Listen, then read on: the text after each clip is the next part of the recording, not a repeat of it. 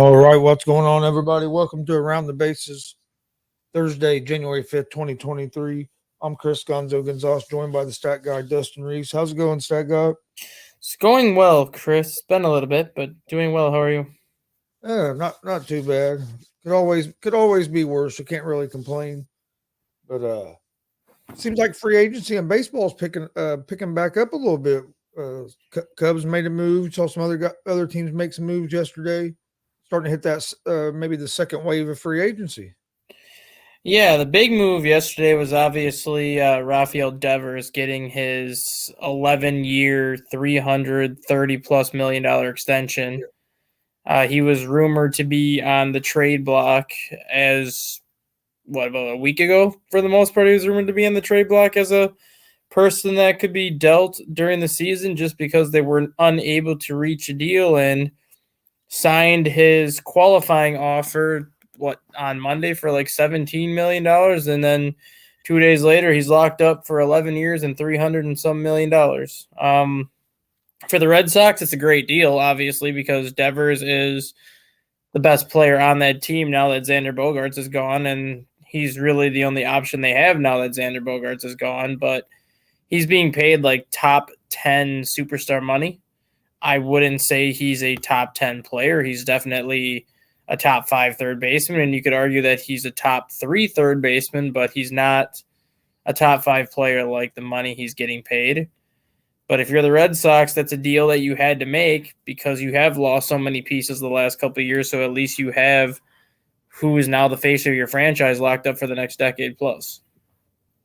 Yeah, I think it was a good move. I agree. They probably did overpay a little bit, but in the situation they're in, I don't think they had much of a choice because, like you said, with the Bogarts leaving, they really didn't have nobody else in that position to replace Devers if you just let Devers go. Yeah, I mean, Justin Turner they brought in, but now you have to wonder what position is Justin Turner going to play. Are they going to put him at first base? Are they going to put him at DH because Turner plays the same position as Rafael Devers? Well, you're not going to bump Rafael Devers because you just gave him that big extension. So at this point, I think the Red Sox are most likely going to put Justin Turner at first base because he does have experience over there. Otherwise, if they really wanted to, they could put Devers as the DH and use Turner at third. But Devers, just being that he's so much younger, he's a much more athletic player, I would think that at this point you're going to have Devers at third, Turner either as your DH or as your first baseman. If that's the case, there's far worse options for the Red Sox to have. Yeah.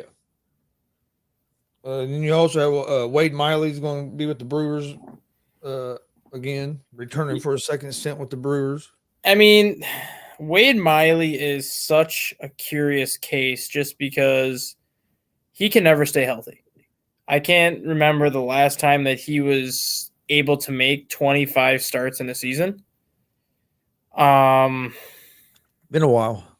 I think the last time he actually did make 25 starts in a season was with the Brewers his first time through.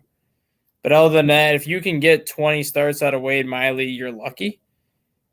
But the thing with him is he's not an overpowering pitcher at all. His fastball sits around 90, 91, and he uses a cutter with a nice changeup and a slider. But his one thing that he does better than I think a lot of pitchers, and I think a lot of baseball fans really don't realize it because of how much slower the game seems nowadays. Wade Miley is such an up-tempo pitcher that works really quick. So, like, he will throw it, and as soon as that ball's back in his glove, he's, like, ready to go again, and it really ready to throw. It really keeps the hitter's timing off balance, which is why you look at his career record, he is under 500 for his career. His earned run average is right around a 4, but if you look at his last 6-7 years, I think he's 11 or 12 games above 500 his last 6 or 7 years, and his earned run average is around a 3.2, which is almost a run lower than his career mark. So he's one of those guys that I think has kind of figured out how he's successful as a pitcher, but it's just taken him a little bit longer. But if you can get 20 starts out of Wade Miley, he's a very good back of the rotation arm, and he's going to be either the best number 5 option that a team is going to have, or one of the best number 4 options a team is going to have. And the Brewers, I guess, liked what they saw out of him because the last season that he pitched in Milwaukee, he was 9-1 with a 1.6. Yeah. And when he was with the Reds, he had good seasons, but the caveat to that was, like you said, when he was healthy, he would pitch good for the Reds, but he wasn't available too much. Yeah, and the Cubs found that out last year too because the Reds released them. I believe they released them in January or February last year. It was actually a really late release, and the Cubs picked him up on waivers like within 24 hours, maybe even 48 hours after they released him. They signed him to that $10 million contract for 1 year, which at the time I kind of thought was a little bit too much for him given his age. But I'm like, you look at the starting pitcher market, $10 million is not terrible. But then Miley doesn't even pitch until June because he had a shoulder injury in spring. Made 2 or 3 starts, hurt his elbow, doesn't come back until September. So the Cubs only got 7 starts out of Wade Miley last year.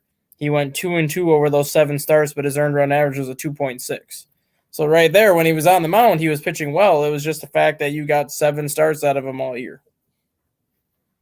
And they're getting him out 1 year for $4.5 million. So it's not like you're breaking the bank to bring in a guy like you said that could end up being maybe a number 4 in your rotation.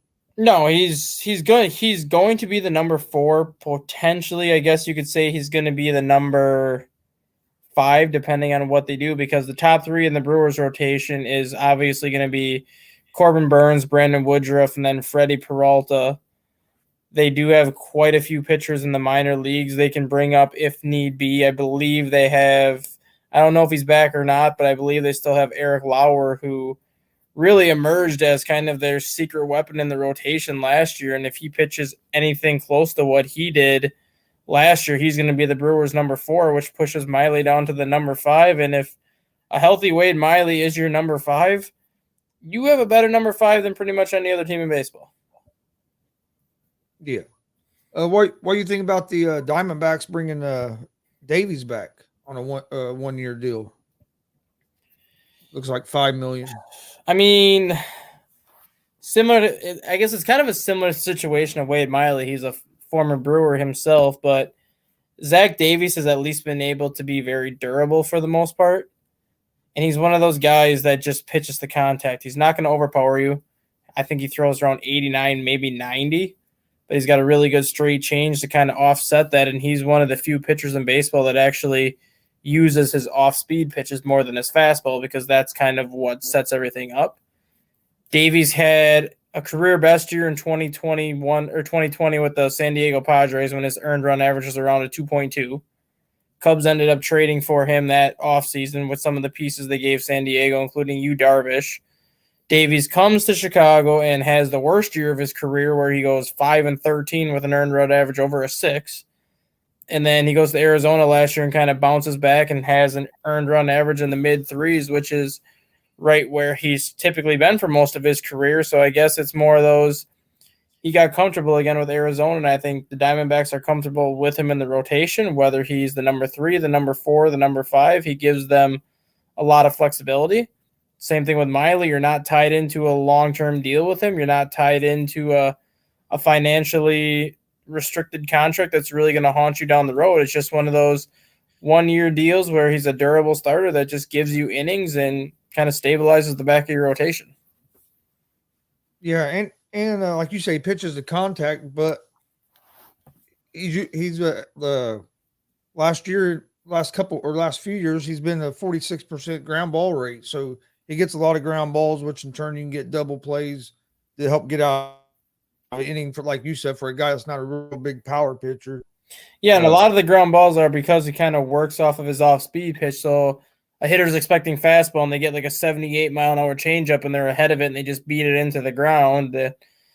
I mean, yeah, like you said about the double play balls, Zach Davies last season, and even going back to 2021 when he was with the Cubs, he averaged to have 2.6 base runners on base per inning.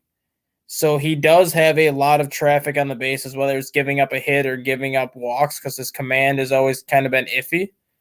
But he also averaged around 3 double play balls per start. So when he gets guys on base, typically he's able to avoid a lot of the damage because he does get one of those double play balls to either end an inning or give a team 2 outs, where all he's got to do then is get the next guy out without any damage. How you feel about the Cubs bringing Hosmer back? Love it.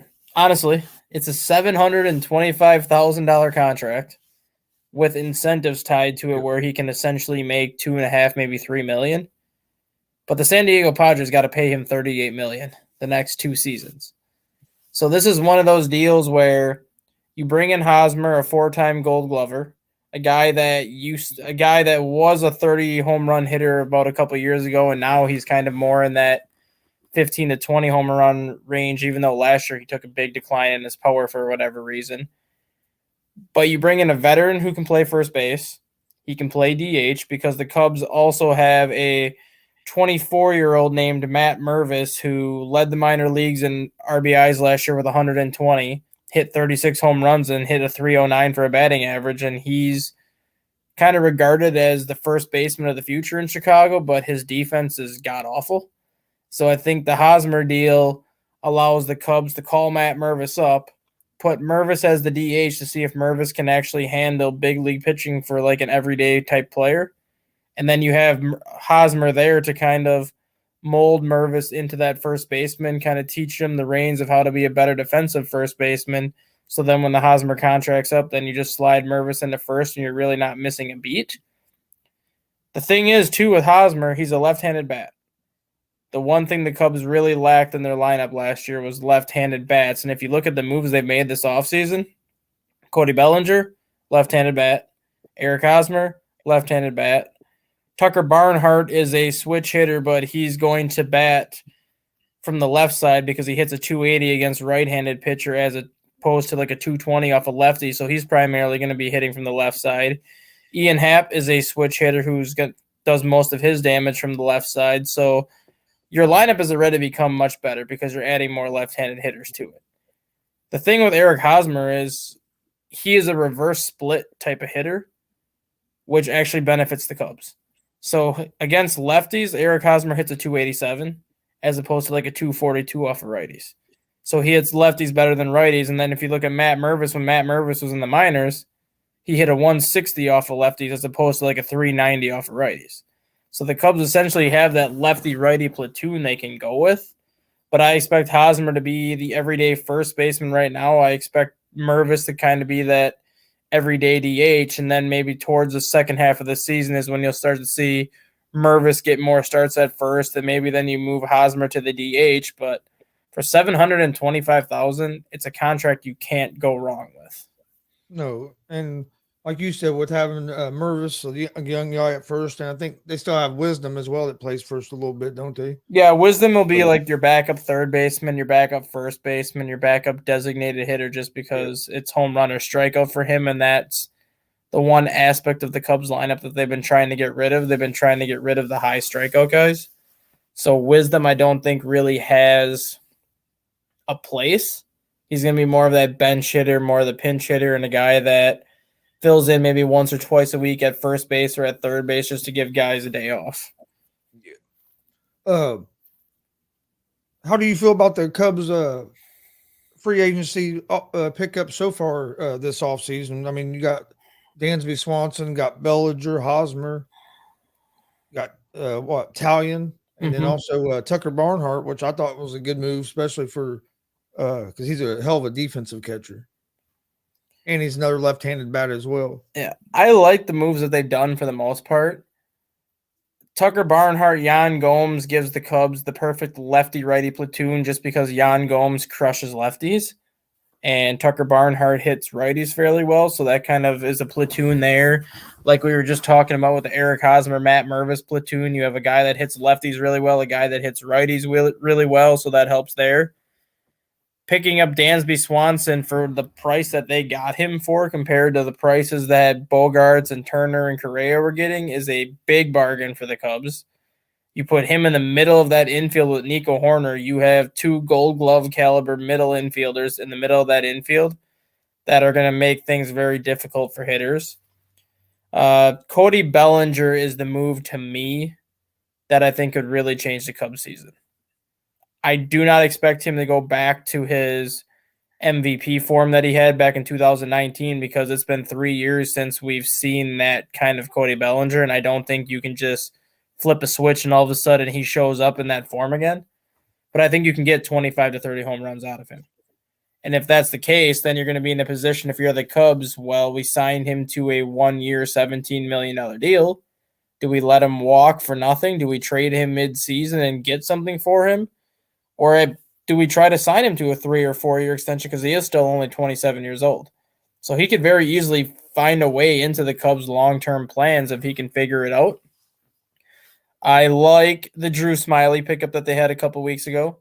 He made it very clear at the end of the season last year that he wanted to stay in Chicago if the money was right, and the Cubs basically getting Dansby Swanson said we're okay with having one of those kind of ground ball contact pitchers just because of the infield we have, so it made it easy to bring Smyly back. And the Jamison Tyone move is a great move too because he's an innings eater. He's a veteran. He's going to win you games. He's going to basically go out and do what you ask him to do. And he's a guy that you can put in that number 3 spot in the rotation, and it makes your rotation that much deeper. So for the most part, I love every move that the Cubs have made so far outside of losing Wilson Contreras. Blah, blah, blah, blah, blah. I love the Cubs. I love the Cubs. How about some Astros? Can we get some damn love in the Astros? What the hell? Who gives a damn about no damn Cubs this year? This ain't no Mike Hughes show. Stat guy. Who cares? Who cares about the Astros? Hey, you watch your mouth. You watch your mouth, man. Listen, I went and got my blood. I have the worst. I went and got my blood taken today, and you know what I found out? That I'm 90% Astro and 10% Rockets. With the side order of Jack Daniels that comes in as the platelets. No, he's not even claiming the Cowboys anymore. Oh man, I love the Cowboys, man. I do, man. It's just such.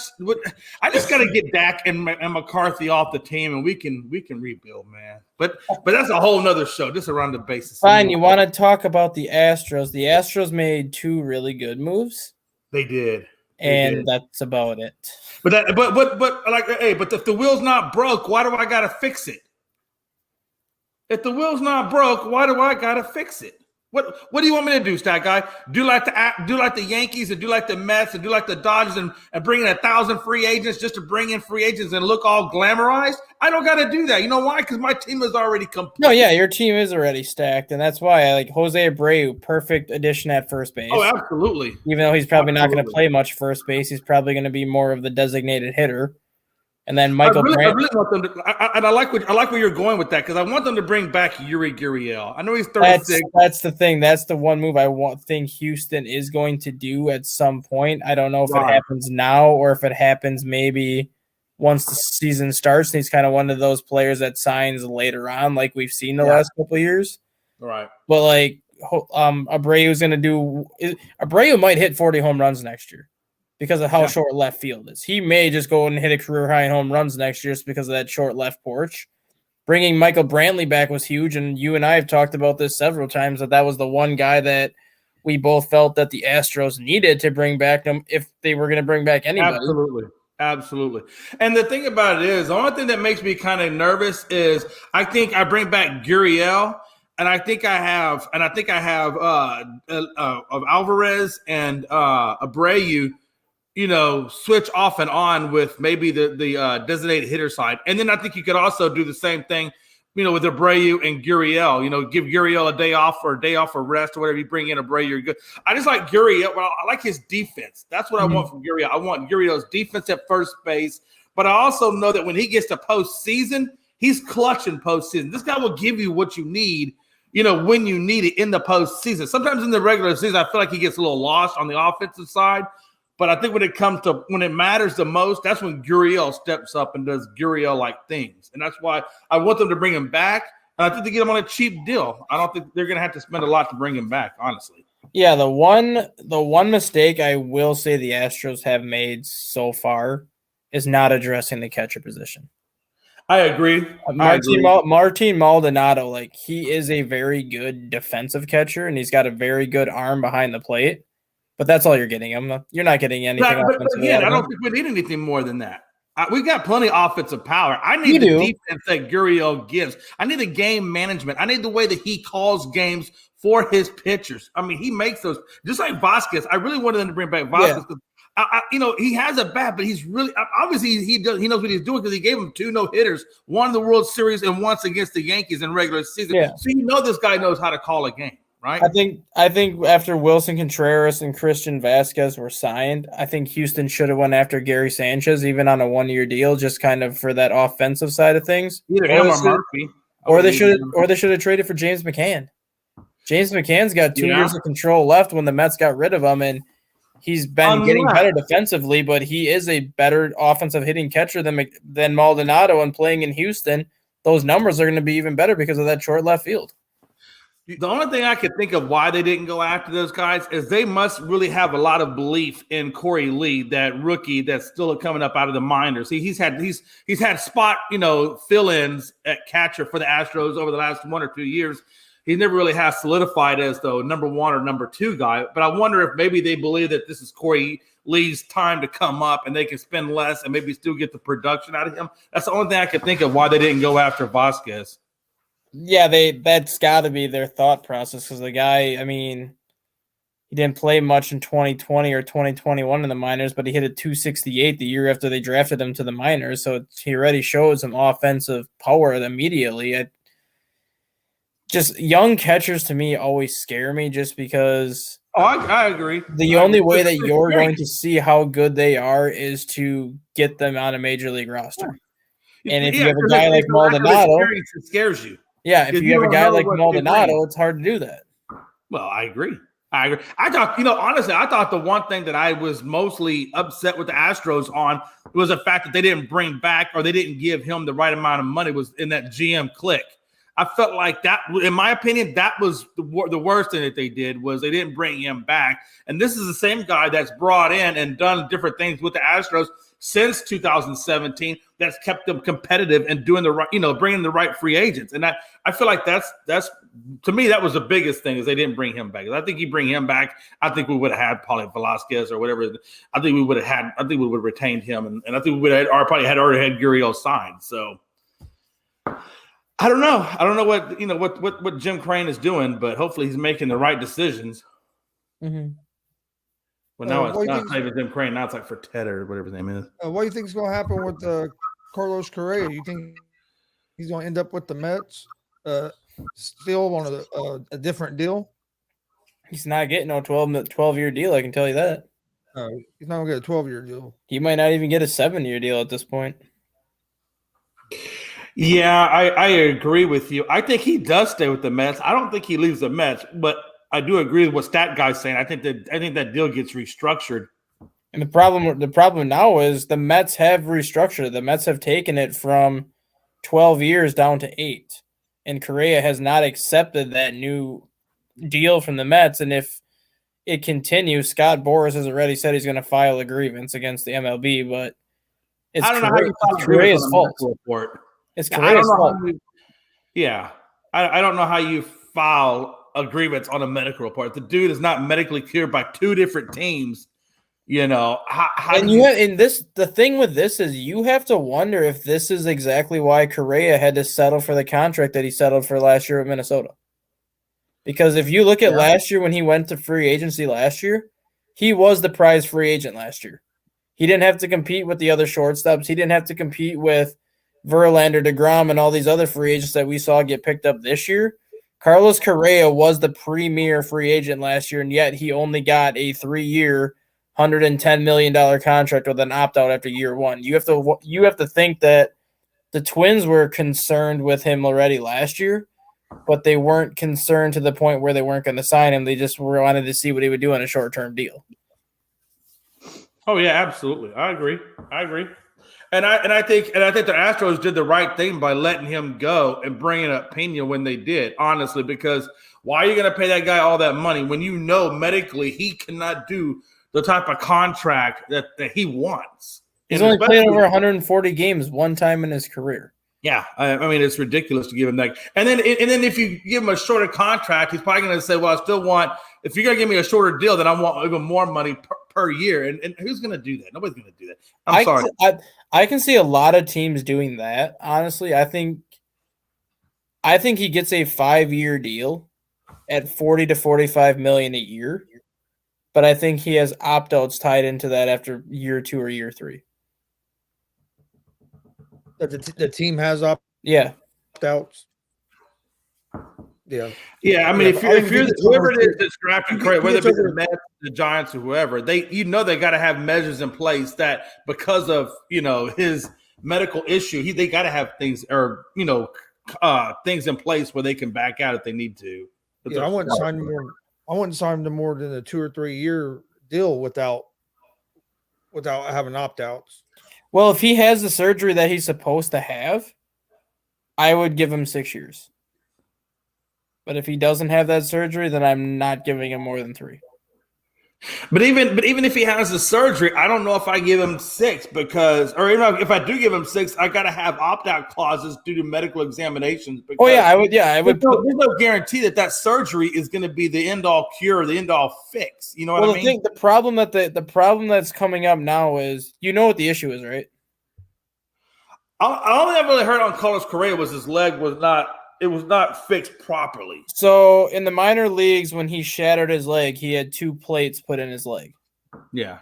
Both those plates need to be replaced. So you have that surgery done, you're out for the rest of the year anyways.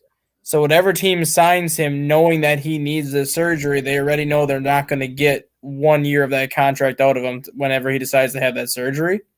But then the other problem is once you have those plates replaced, you have to have him replaced every 10 years. So if you're signing him to a 10-year contract, he's got to have those plates replaced twice on that 10-year deal. No, not if the plate lasts 10 years. He should only have it initially done, and then he's good. Now, when that 10th year rolls around, if they want to re-sign him, then the plates would – but then you would lose him for 1. So yeah.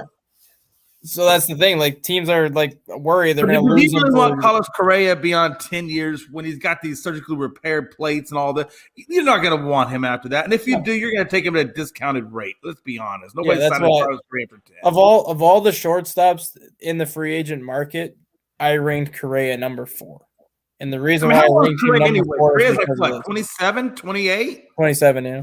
Okay, so if you sign him now, that means he won't be able to play for you until he's 28. 29 technically because he turns 29 in February. That's what I'm saying. So what are you looking at the end of that 10-year deal anyway? You're looking at 38, 39-year-old Carlos Correa. That dude's going to be retired by then. You ain't got to worry about signing him. What a time to be alive. What a time, man. But I think you do. I think if you sign Correa, you're looking at maybe you get 9 years of productivity out of him. And that's really about it. And I'm saying 9 because you got to give up the 1 year to replace the plates.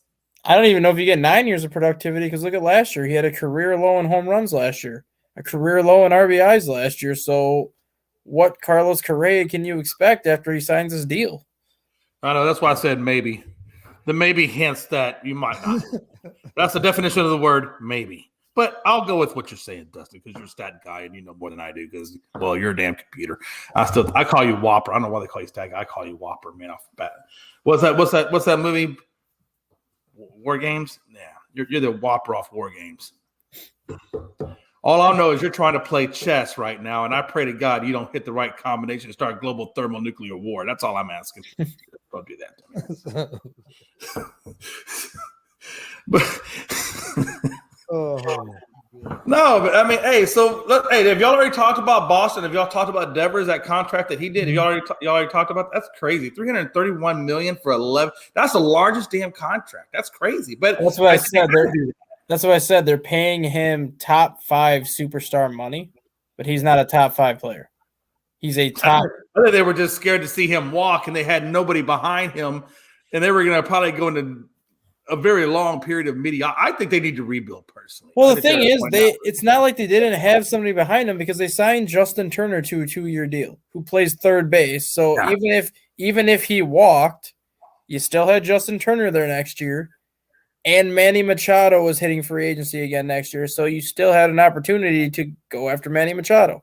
But what's Justin Turner really going to give you at this stage of his career either? I mean, how many years do you think he got? I know he's in his mid-30s, early 30s.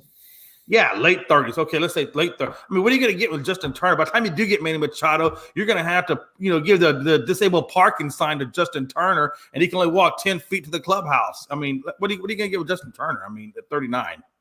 I mean, in worst case scenario, you could have moved Trevor Story to third. That's true. Now, that would be a more plausible thing to do. Yeah. And Turner's older, but he can still hit. He can still be a good DH for you. Yeah. As well. So it's not like they didn't have options. I think it was more like they hit the panic button after losing Xander Bogaerts, after losing JD Martinez, and losing some of the pieces they lost. I think they kind of hit the panic button just because Devers is like, oh, I want to test free agency. I want to test free agency and see what I can get. And then all of a sudden, Monday rolls around and the two sides agreed to the $17 million qualifying offer, which I thought at that point he was going to be traded within a week. I thought that's why they accepted the deal, because then it would have given them the opportunity to move him. But then 48 hours later, he's a $330 million contract in hand, so something obviously changed. And it's interesting to me. It's like, they brought in a very old Kluber, which we don't know how much he has left in the tank either.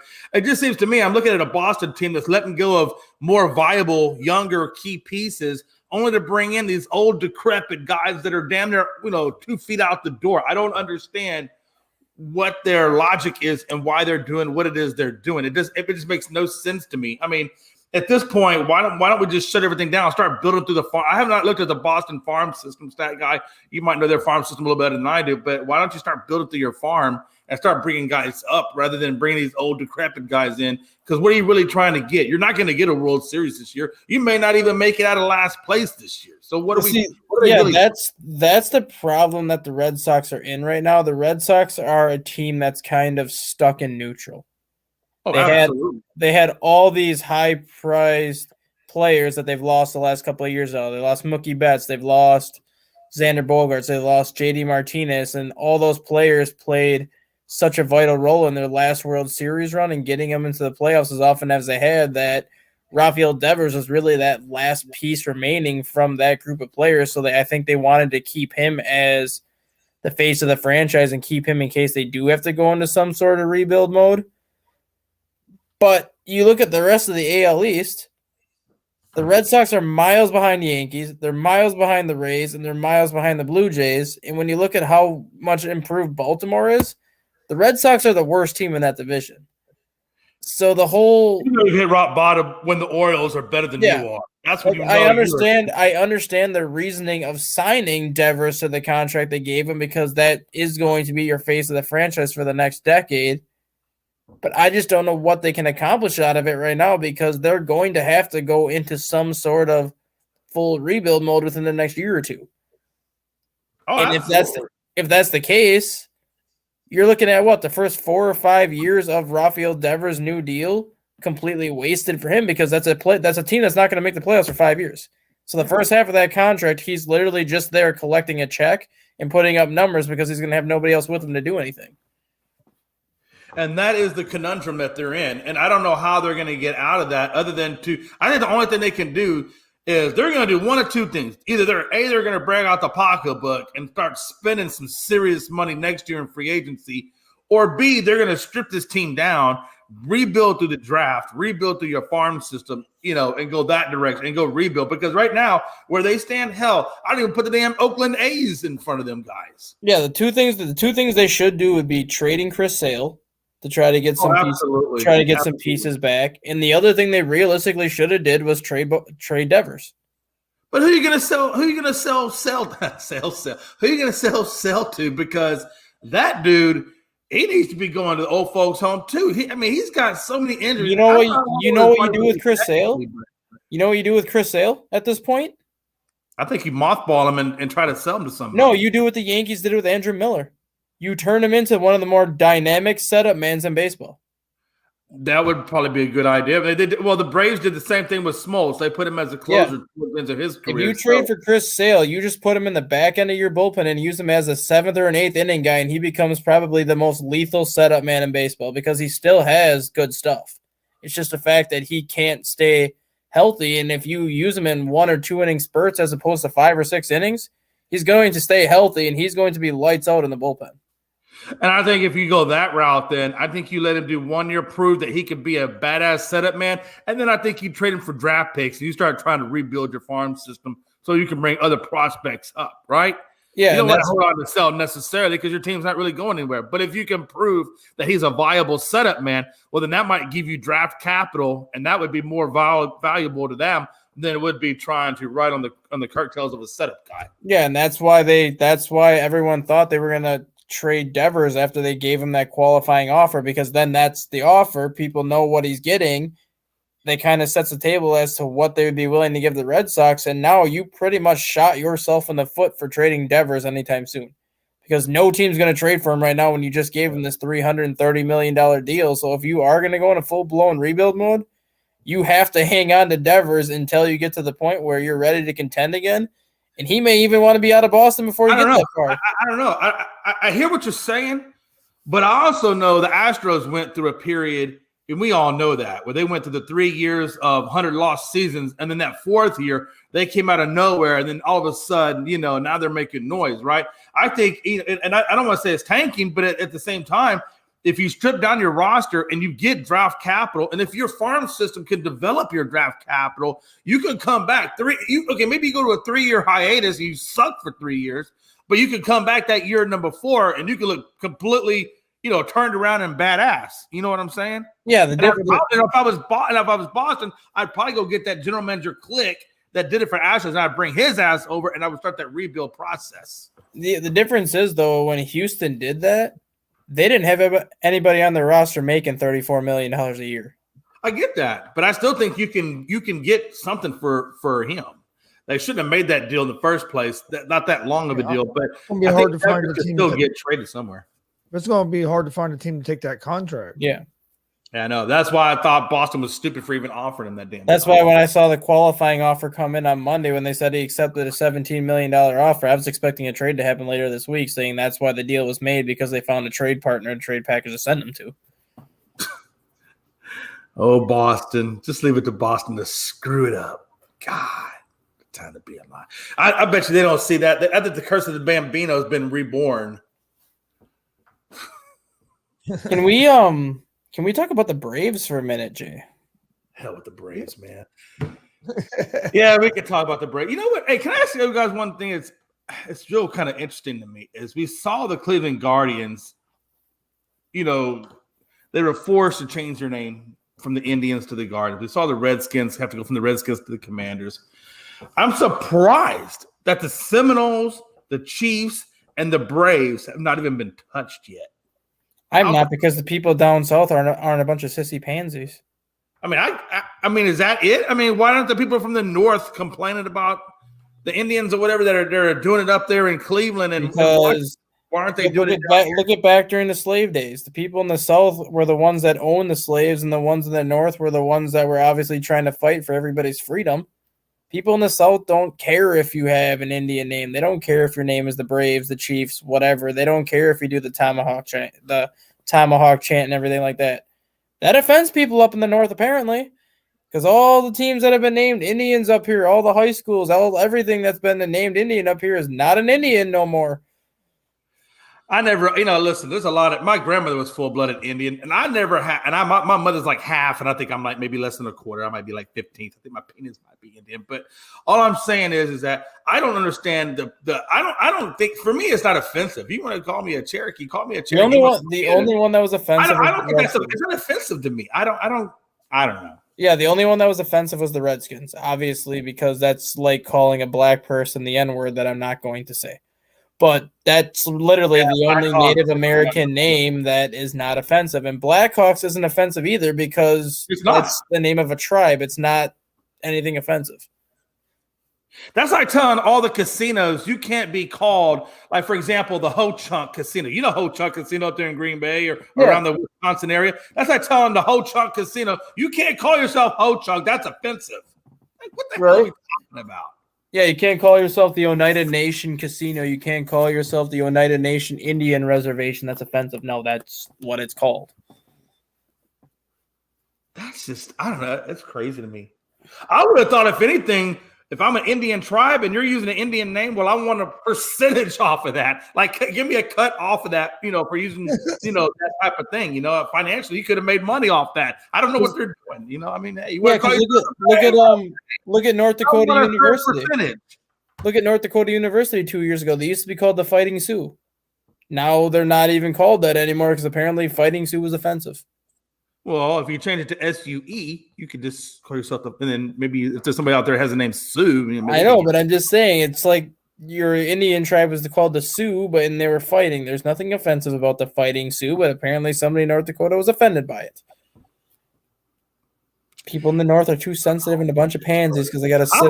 Listen, I'm okay if y'all want to take North Dakota. Hell, take South Dakota too, and just throw them back to the Canadians. Let the Canadians have them. Everybody's offended about anything anymore. It seems like it don't have to be much. Hey, Chris, you're next. You have the Indianapolis Indians. You're next to see that name go away. Yep, I'm surprised that it hasn't changed yet. To be honest with you, but. I just thought that was interesting. The fact that, I always wondered, why did all the ones up in the North, and to your point, I can see that because it does make a lot of sense. The fact that, I guess in the South, you're right. We don't really care about that. Because I mean, in the South, you still have Confederate flags down there. You still have people that have those flags down there because that's part of their history. Whether you agree with the history or not, it's still part of the Southern history and the Southern heritage. You have a freaking Confederate flag up here in the North. People lose their shit over it and go completely psychotic over it. Yeah, I had to, I put up a Dallas Cowboys flag up in Green Bay one time. I had to beat up a couple of guys, but it's okay. They learned real quick that the Dallas Cowboy flag was going to fly high and proud.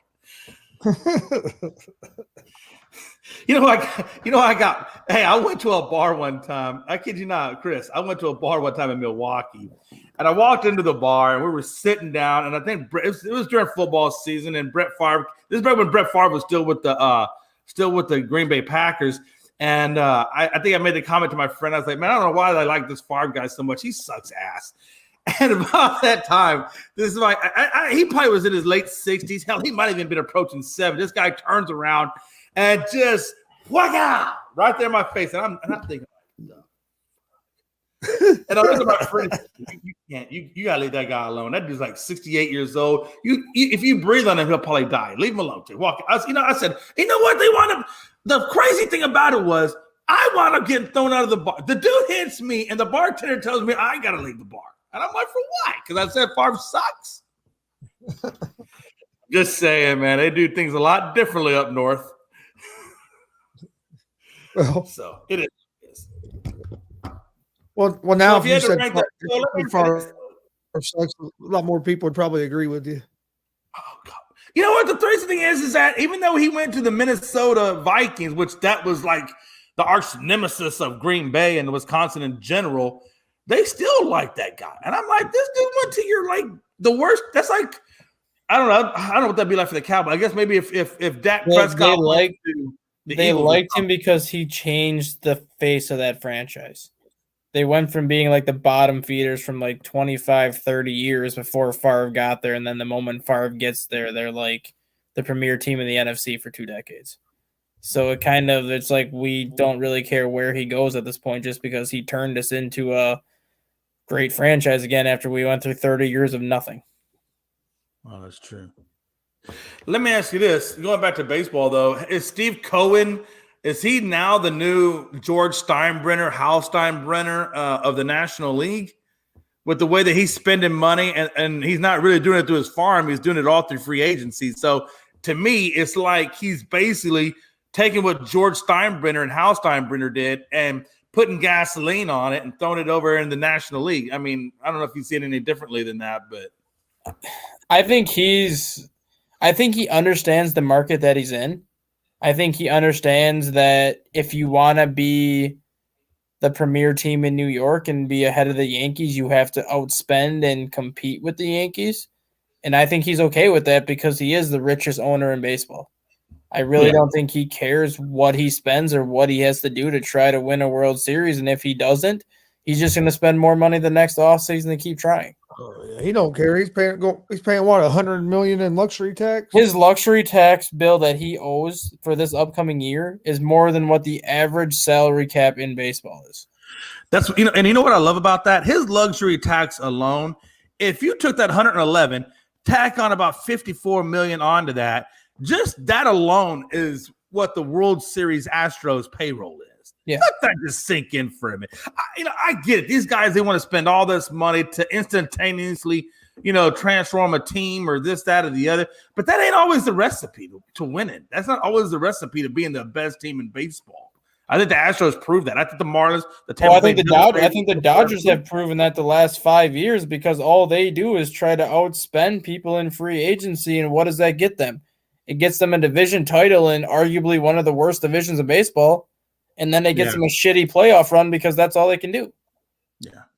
And that's what I've always said. I said, if a team wants to be the best team in baseball, if you really want to have a top-notch organization, it has to start, number one, with your farm system. You have to have a good developmental farm system that can develop players to come up through the ranks and build that chemistry and then come into your team, right? And again, I'm not trying to tout the Astros, but they do have a damn good developmental system, which is why they are where they are. I mean, if you look at their whole rotation, and most of their players are all homegrown with a few, maybe one or two, free agents thrown in there. And I think that's the thing that the Yankees, the Dodgers, and the Mets don't understand is they try to outspend, like you said, everybody.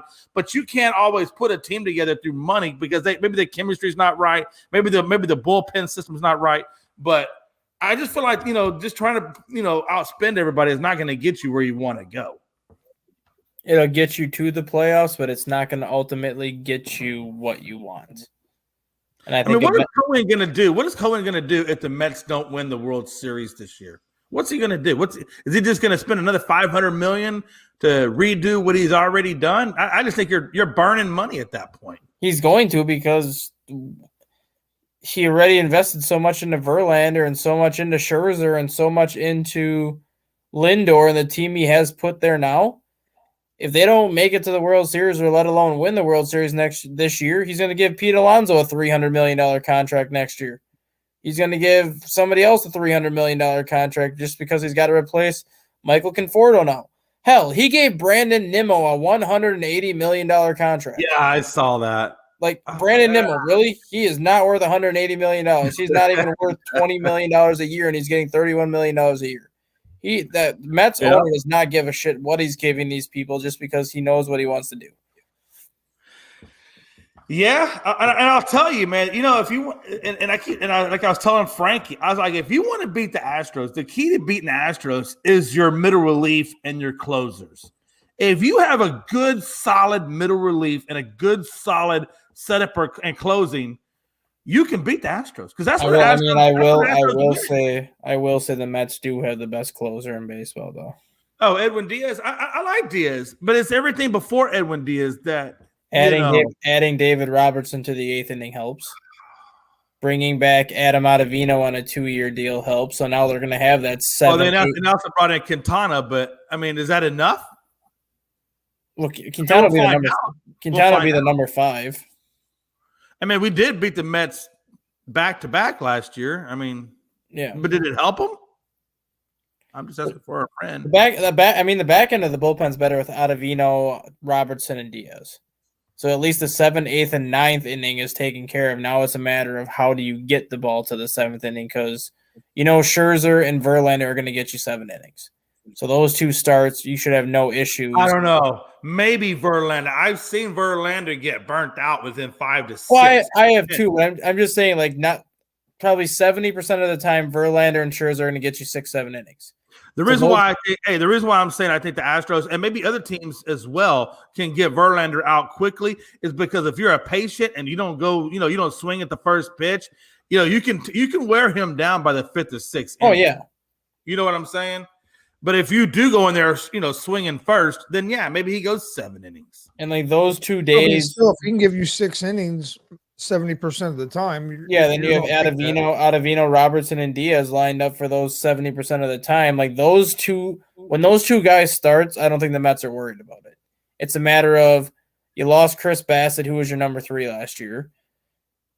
Carlos Carrasco is 35 years old. He's not going to be around much longer. Now you have Quintana. So when you have those guys pitching, I don't even know who they plan to have replace Bassett right now. But the other three guys in that rotation, if they only give you 5 innings, it's a matter of how do we get from inning number 5 now to the back end of our bullpen. Did they lose? They lost Walker as well, didn't they? Yeah, Walker went to the Phillies. Yeah.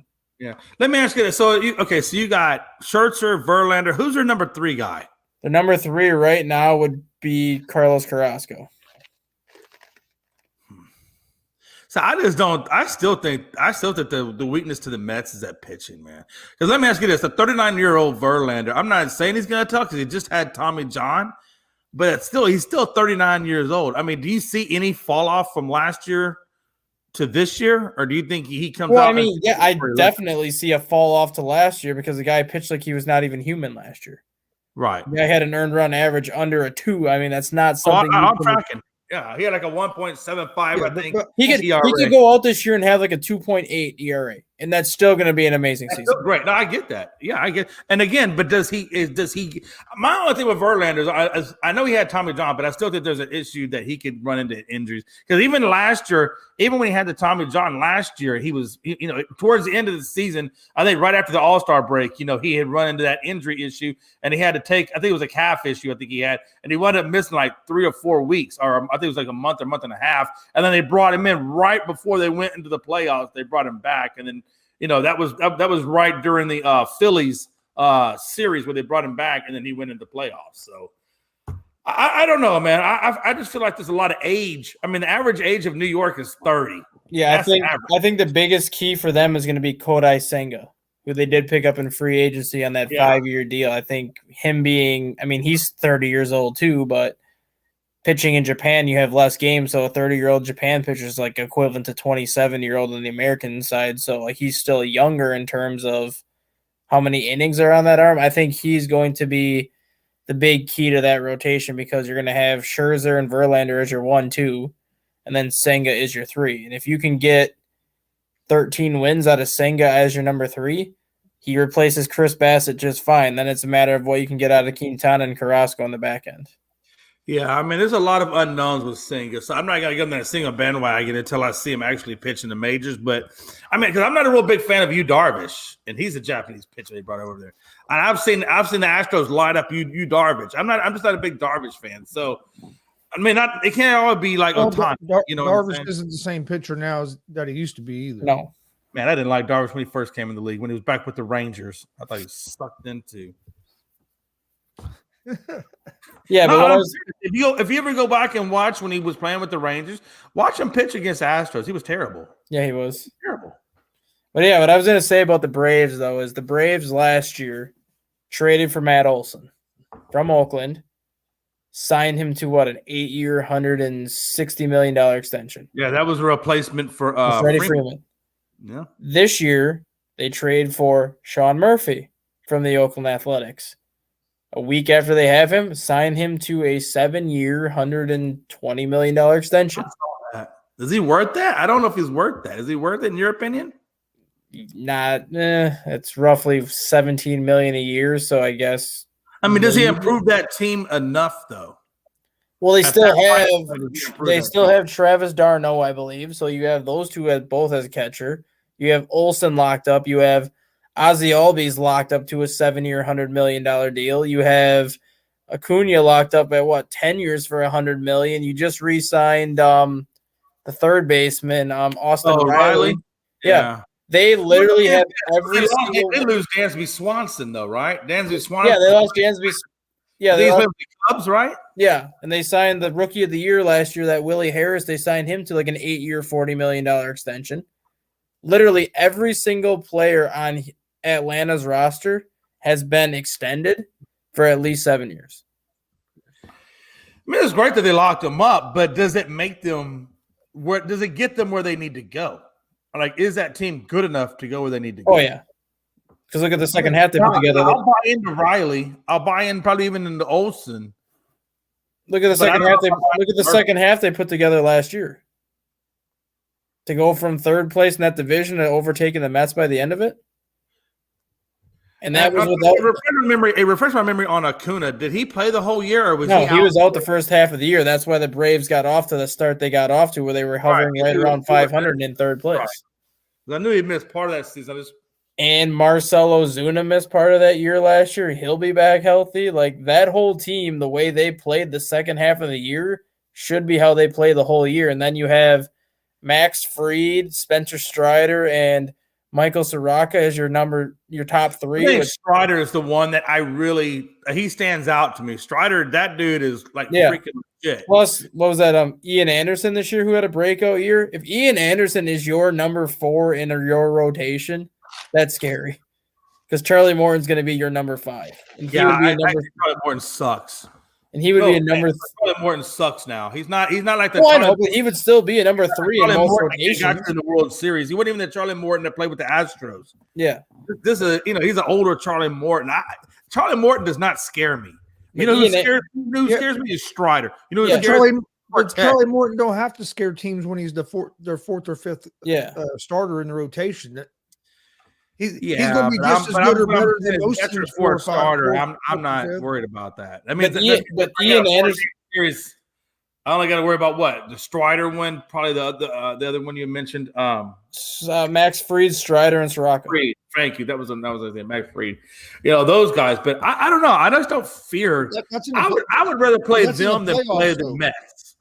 What's that? Well, I'm saying with the like you're saying with him. You might not have to face them. Yeah, that's in a playoff series, but during the regular season, it does you a hell of a lot of good to have a good 4th or 5th guy in your rotation. Oh, I agree. Because it preserves your arms. I get that. I just want to see how they play next year, man. They got out to us like Dustin said. They got out to a slow start this year. Then they did kind of come on towards the end. And we know that Braves can be a dangerous team. I mean, we saw that the year before the Astros won this World Series, how dangerous they can be. So I agree. But I think leaving dance with Swanson, I still think that's going to hurt them a little bit, though. I do too. I'm just checking something on their end because they also have Orlando Arcia, who's going to be their shortstop this year. I mean, he doesn't give you the offense that Swanson did, but he's pretty good with the glove himself. But the other one that you have to think of too is Adam Duvall.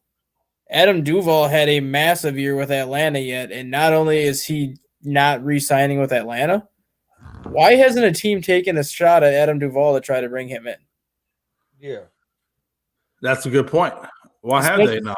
Especially with the DH being in both leagues now. I mean, he's not a very good fielder. I'm not going to say he is. He's a terrible fielder. But the guy's coming off of a 30-homer, 120 RBI season. Yeah. I mean, Alvarez isn't the best fielder either, but he's a hell of a good freaking – and I don't know what Alvarez out is they got the short porch and left, so he doesn't have to run as far. But I don't understand how nobody has even given Adam Duvall a 1-year, $20 million contract to be a DH.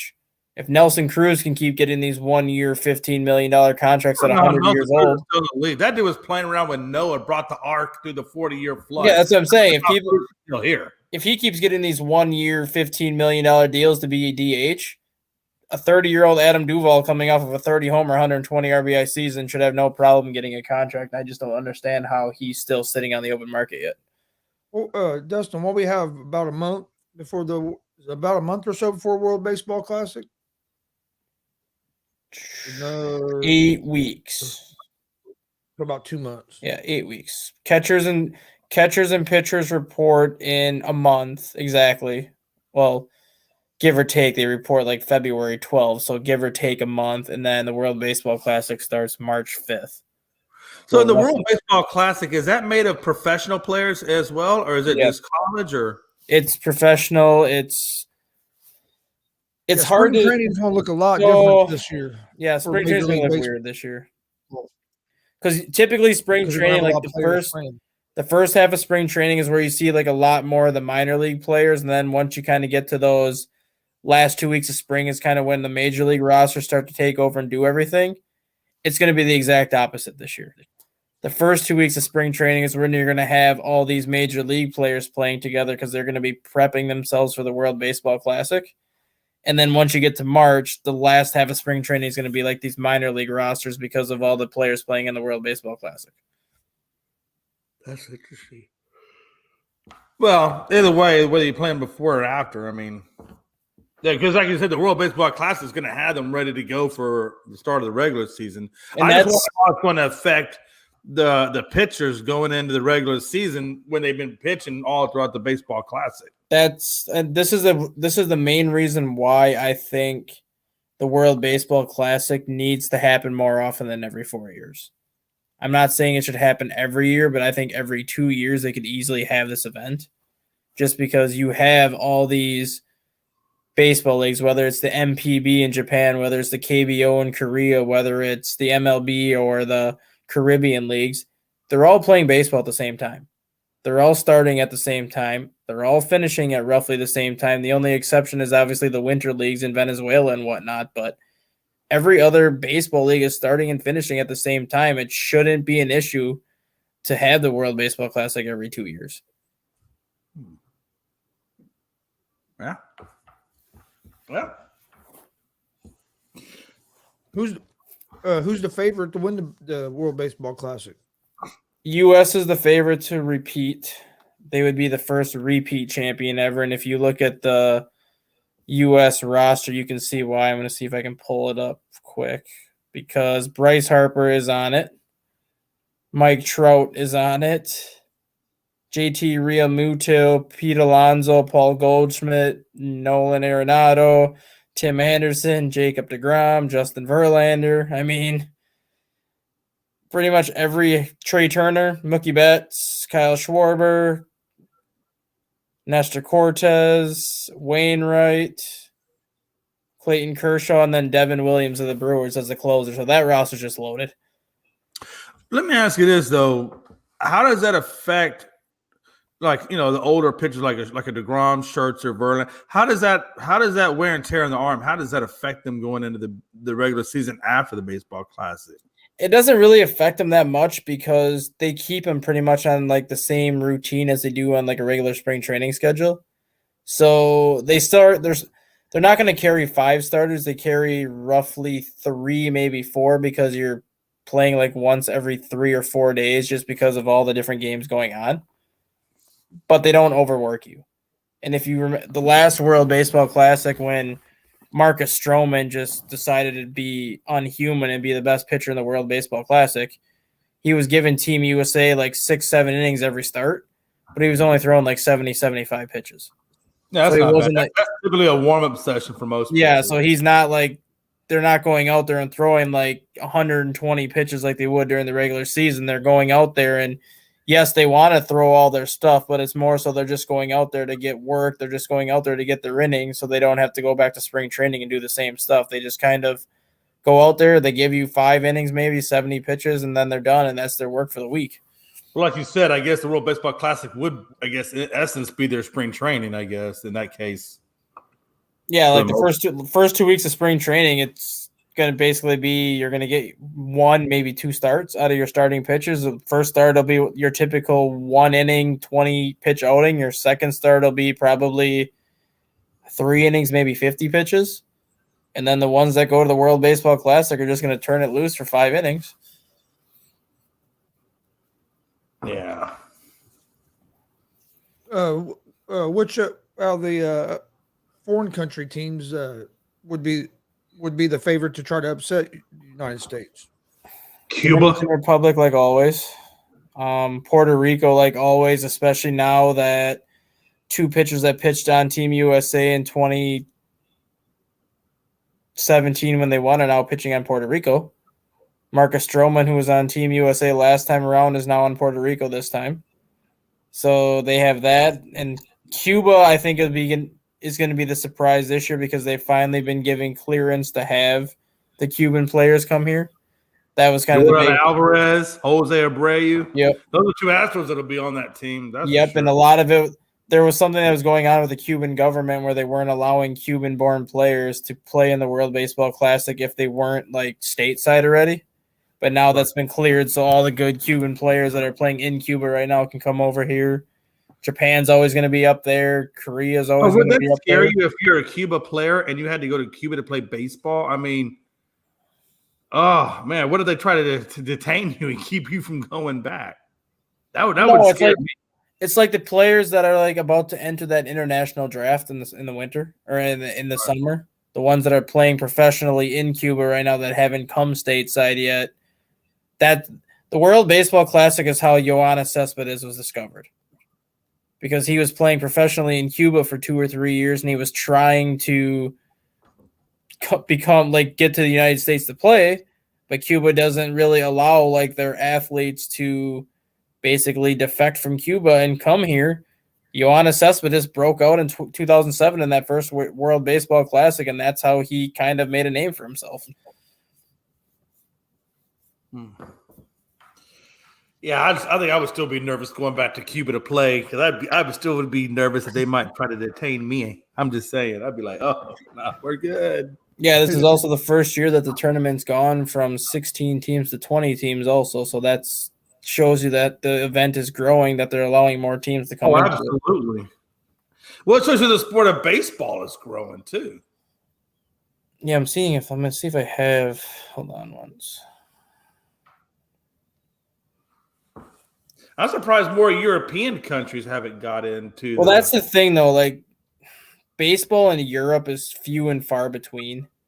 Yeah. There's not as many leagues. There's not as many ways to become a good baseball player in Europe just because there's 1 or 2 countries in Europe that actually have baseball. Yeah, and I think that's where baseball or MLB needs to do a better job at growing the sport over in Europe, like NFL. You know, when NFL went and played NFL Europe over there. Yeah, you know, so we need something to grow it. Yeah, so these are the teams that are in the World Baseball Classic this year. So Pool A, which is going to be in Taiwan, you're going to have Chinese Taipei, so basically Taiwan, the Netherlands, Cuba, Italy, and Panama. And then Pool B in Japan is going to be Japan, Korea, Australia, China, and then Czech Republic, which is one of the European teams in there. Pool C is U.S., Mexico, Colombia, Canada, and Great Britain. And then Pool D is Puerto Rico, Venezuela, Dominican Republic, Israel, and then Nicaragua is in for the first time. So there are some European. Yeah, just Czech Republic and then Great Britain are the 2 European ones. We'll smack the crap out of the Brits like they did back in the 1700s. We're good. Well, the Great Britain has some good players on it. Hey. Don't make me deport. I will ship your ass off back to Great Britain. You better watch yourself, mister. Anybody see Stat Guy? No, I think he's on his way to Europe. We're good. On the way to Europe. Yeah, what a time, man. I'm ready for baseball. I think I'm ready. I'm ready for baseball. I don't know about you guys, but I'm ready. I'm definitely ready. Gonzo, I know how you feeling about your Reds this year, man? Any promise? Anything looking good for you over there? We're probably going to suck again. Says it with complete confidence. We're going to suck again. Agency, though. I mean, the Reds have not done anything. I'm surprised they haven't dabbled in free agency. They never hardly do. Hey, they've dabbled a little bit. No, they did not, Dustin. Who'd they bring in, Dustin? They did. Who, Dustin? I'm looking it up right now. The fact that you have to look it up tells you that they didn't bring anybody. Well, no, I know. I'm trying to figure out who they brought in. That just tells you everything you need to know. Johnny Cueto they brought back, which I think they just brought that back for a veteran presence and to kind of help the rotation. Yeah, we're really talking Johnny Cueto. Is that what we're talking about? Hey, Johnny Cueto had a hell of a year last year. Cueto had a good year last year. Yeah, he had a hell of a year last year. Plus, I agree with Dustin. He was brought in that we got a lot of young pitching prospects. I think he was brought in to have a veteran presence in that bullpen. Yeah, the Reds picked up that Nick Slowick from Texas, I believe he's from. Yeah, they got Will Myers from the Padres. Yeah, we did get Myers, so that adds some offensive power to them. Our biggest move. They got Kevin Newman from the Pirates to play the infield. I mean, they got Kurt Casale to come back to play catcher, so it's not like they got any like major free agent pickups, but they still did. You know what that sounds like to me? You ever seen that movie Major League? That movie's great. I was actually Hey, just they got watching, Willie Mays Hayes. They're gonna be badass this year. I was watching that movie this morning, actually. We're gonna send out Pedro Serrano, man. What are you talking about? We're gonna put out Pedro in there. I love that one. I love that part when he had this snake and he's going over his locker like that because he's trying to be like Serrano. That and Joe Boo. Don't forget about Joe Boo, man. Don't mess with Joe Boo's rum. God, it was great. Hey, gee, Joe Have you Boo. seen all three of them? What you got? I got Crisco. I got jalapeno. Have you seen all three of the movies or just the first one? Man, I said the first. I saw the first two. I didn't know there was a third one. Is there a third one? Third one's funny. Damn, there's a third. I guess where can you watch it? Is it on Netflix? Yeah, oh God, I have them all on DVD. I don't know where the hell you can actually watch them. The third one's called Major League 3 Back to the Minors, and it has Roger Dorn actually owning a Major League Baseball team, and he's just so fucking shitty. He owns the Twins. He owns the Twins, and then to bring butts in the seats, he has the Twins play their AAA team, and then their AAA team actually beats the Major League team. Oh, that's crazy! I'm about to go watch this. I have not seen this one. I saw the first two, and that's all it's good. Third one's hilarious. It's funny. Of course, the second one was funny as well. I thought all three of them were damn funny. I mean, oh God, that's Serrano. What was the pitcher's name that was the Christian though? What was his name? Oh man, that dude cracked me up. You know the one I'm talking about? The one he said, "Hey, are we gonna say a prayer?" Oh, well, his name was Harris. His name was Harris. Harris, there you go. Yes, yeah, Ed Harris or something like that.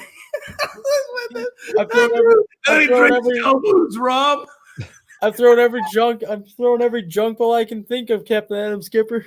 I got him, Skipper. I think you're done. You put snot on the ball. We ain't all got $1 million arm like you do. We don't all have the kind of arm you do. I got to put whatever I can think on the ball to make it drop. Someday you will too. Man, we know we're off the rails. We're sitting there quoting Major League Baseball, man. God, it was good stuff, though. That was good stuff. Hey, on a side note, the XFL just released the opening schedule. Hey, on a side note, nobody gives a damn. Hey, I do. I'm ready for the XFL. I never do buy into those leagues. I don't. I bought I'm telling you, USFL back in the day when the original Gamblers, the original way. But after when that one folded, and then they had the XFL, and then the new. I'll tell you, Jay. Last time they had the XFL, if it wouldn't been for COVID, it would still be. That was some good football. The last time the XFL was around. That was a league where you could do pretty much anything and everything you couldn't do in the NFL. You could do in the XFL, right? No, you could do that. That was the original XFL in 2001. We're talking about the 2021 that came back like 19 years later. That was some good football in that XFL. If it wouldn't been for COVID shutting it down, they'd still been around, and I think. If it would have been for COVID, the USFL never would have formed, the TSL never would have formed or anything, because that XFL was actually doing very well the second time around. And there's some players still in the NFL that came from that XFL. And that starts up when?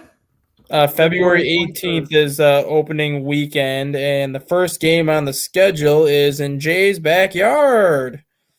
Really? Vegas Vipers at the Arlington Renegades. Damn, okay. And that starts up in February, you said? Yep, February 18th. I mean, I'll give it after Super Bowl. And then didn't PJ Walker, didn't that quarterback PJ Walker, did he come from the XFL? Yes, he did. And his team actually plays the opening weekend too, the Orlando Guardians at the Houston Roughnecks. And then there was a tight end, Parham. He played in the XFL as well. Yep. And then you have St. Louis Battlehawks at the San Antonio Brahmas, and then the Seattle Dragons at DC. So there's 3 teams in Texas, Jay. That's interesting. Okay, I guess I'll be watching it then. I'm gonna take your word on it. I'm gonna watch it this year and see if it, I just remember the one that they had the first go around. It was like a circus. Like they had all kinds of. That was stupid. That was 2001, and Vince McMahon running the show, trying to bring WWE and football. Yeah, man, that was some crazy stuff, man. I was like, okay. I just thought it was real gimmicky back then, but yeah.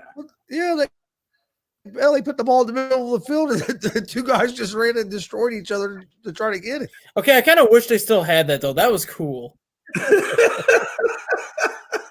That's like I like that shit. Dude, Oh my God. they That try to was do this cool. day and age. Oh no, yeah, but if they try to do it this day and age, they get shut down. Do a drop kick or a suplex trying to get the ball. That'd be the bomb. Yeah, Jay, the Arlington Renegades are coached by Bob Stoops. Oh, Bob Stoops? Yep.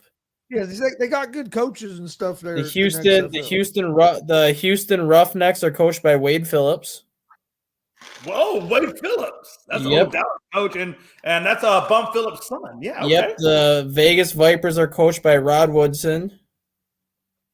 Oh, that's Orlando Guardians, Terrell Buckley. The Battlehawks are Anthony Beck. San Antonio's coached by Hines Ward. So they got a lot of players coaching these teams then. Oh, former NFL players coaching these teams. Yeah. Wow, that's hey. All right. And it's good for name recognition. That probably will help in the Well, this is box the one stand. And now the Rock owns it. Yeah. Owns XFL now. Oh, that's right. I do remember hearing about that. He had something to do with that. I do remember that. Him and his ex-wife. Interesting. That would be interesting to see how that plays out.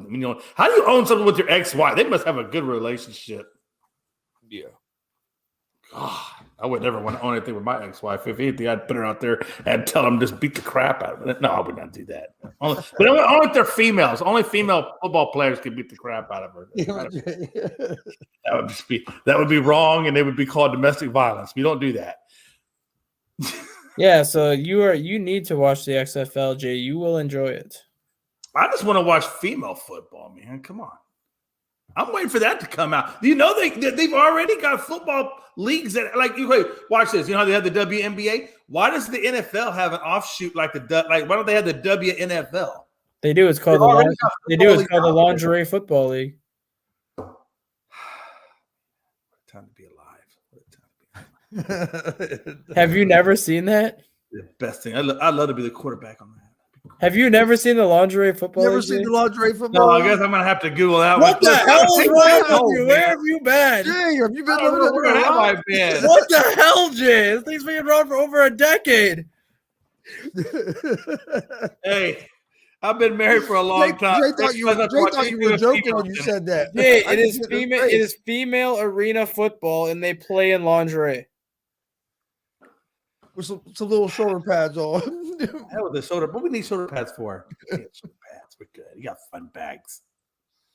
Oh, dude, I can't believe Jay hasn't never I'm heard of it. surprised I haven't seen that either. I guess. I mean, is it still going on today? I guess it's something I can do. It's still going on today, and some of those women can freaking hit. I mean, are they butched up and jacked up, like muscular and everything? Some of them are, yeah. Some of them are just there for looks, but they still play quite well. Yeah, it's called the X League now. It's not called the Lingerie Football League now. It's called Extreme Football League, also known as the X League. The X League. They have a team in Atlanta called the Atlanta Empire. They have a team in Austin, Texas called the Austin Sound. I don't like that name. We need to change that. I want to change that to the Austin Double D's. So yeah, Jay, you can go watch them in Austin, or you can go watch them in Atlanta. Don't try out if you don't at least have a double D cup. We're not taking you out here. Jay McMahon's views do not necessarily represent that of ASAP. Hey, I mean, you had the Dallas Desire. Jay's like, I'll be the lead scout. I'll go scout talent. Yeah, you had the Dallas Desire. 3-point stance. If you can't do a good 3-point or even a 4-point, if you can't do nobody does a 3. I guess everybody's now doing 3-point stances. I need to see your 3-point stance. Yeah, there used to be a lot more teams, and their names used to be so much cooler. Yeah, you had the Charm, the Bliss. I'm surprised Houston didn't have a team. Who? I'm surprised Houston didn't have. Does Houston No, have it's because it was like the Dallas Desire. You had Jacksonville Breeze, the Las Vegas Sin. Los Angeles Yeah, Temptation. that fits. Las Vegas Sin. That's a good name for that team. Los Angeles Temptation.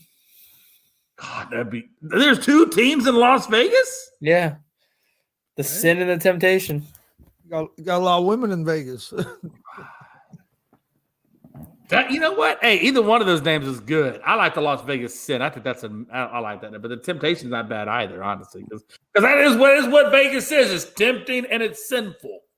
So yeah, you need to invest in watching some lingerie football on YouTube, Jay. You have no idea what the hell you're missing.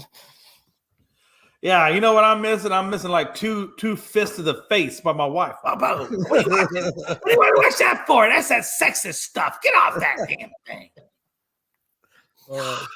Blue be over there like, hey, Dad, I can watch. I'll tell you all about it, man. Let me see what you got over there. Oh, Blue, man. God, I love old Blue, man. Any dog that can outdrink a man is amazing. That dog can outdrink some people, let me tell you. Son of a He's over there drunk right now. You can't see him, but he's over there drunk. Maybe you can see him. Hold on, let me see. Hold on. Yeah, see him. Oh, hold on. No. There he is. There he is. See, hey, look, all that alcohol and women got him tuckered out last night. Old Blue's over there just chilling, having daydreams about women. Kept him out too late, didn't you? Huh? Kept him out too late last night, didn't you? Man, listen, that dog can stay up, man. Let me tell you, I'm out there like 3:00 in the morning walking because he had too many Bud Lights. You know what's crazy, man? Hey, I'll be sleeping. That dog will come right up and he'll get right. I'll be sleeping like I'm sleeping, and the dog will put his face right here to me, and you can either and then go outside. Too many Bud Lights, Dad. Too many Bud Lights. I need to go outside, and I got to get up and I got to take him out for like about a 5-hour walk. All right, let's go ahead and get the final thoughts. I'll go first. Go ahead, Jay. First of all, hey man, catch the afternoon blitz at 1:00. You see me and Dustin. Dustin, are you going to be on the 1:00 show? I'm going to try to set my alarm. I'm not going to be on right when the show starts, but I'm going to try to get up before it's over. Okay, we might. Well, maybe the old man will take that nap and he'll be on. Either way, definitely me and Gonzo will be on there. Whoever else. So make sure you catch the afternoon blitz at 1, and then you got Unscripted tonight at 7 p.m. Me, Gonzo, and Logan will probably be on there. And yeah, man. Wait, all I gotta say is go Astros. Go Astros. Come on, it's baseball show. Go Astros. Good times. Got any final thoughts, that guy? Yeah. Outside of what's going to happen with Adam Duvall, not really, because somebody is going to sign this man, and somebody is going to sign this man to a 1-year contract, and he's going to have an MVP caliber season for whoever gets him, and it's going to cash in hefty next offseason because of it. Yeah, I'm surprised he hasn't been signed. My final thoughts basically still keep DAMAR Hamlin and his family in your thoughts and prayers. Like Jay said, join us at 1:00 for the ASAP afternoon blitz. And hit that subscribe button on YouTube at Gonzo Sports Room, at the All Sports All Plays Network. Like and follow on Twitch, YouTube, Facebook, Twitch as well. And we'll be back tomorrow at 9 a.m. with another episode of Around the Bases. Thanks for joining us. See you guys tomorrow.